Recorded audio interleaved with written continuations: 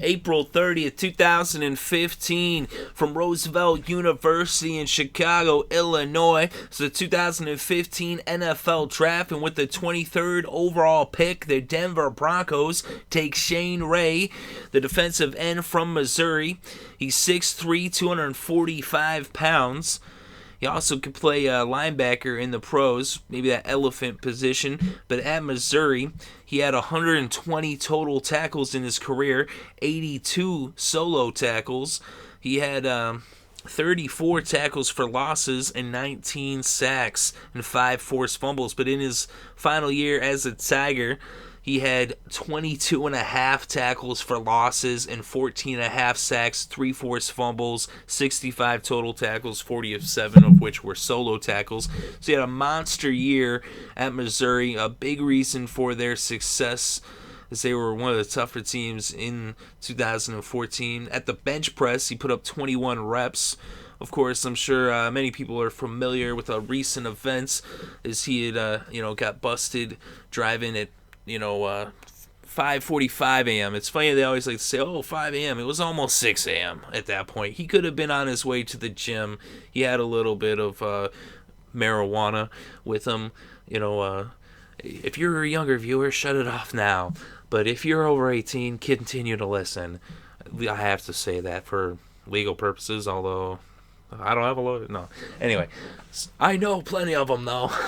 But anyway, Shane Ray. I thought it was kind of stupid that his value went down, and I think he's like a friggin' huge steal for the Broncos for them to be able to pick him up all the way down at 22, and he's a perfect fit. It actually started laughing when I heard he got picked by the Broncos. I was like, oh man, that's so funny. It almost makes you wonder, did he get busted on purpose so he could go to Denver? Now I don't have to worry.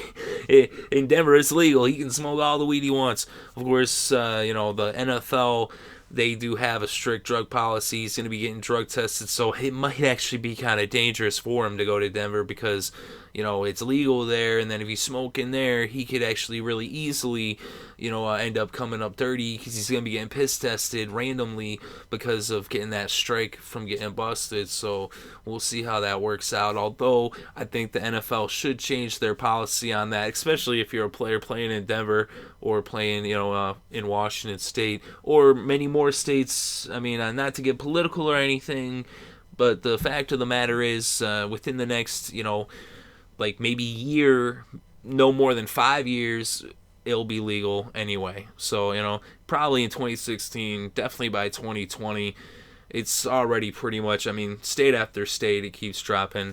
And, you can talk all day long about that. That's a whole nother issue to discuss. And if you want to discuss it in the comment section, feel free to comment and I will respond on that. And we can argue all day long about it if you want.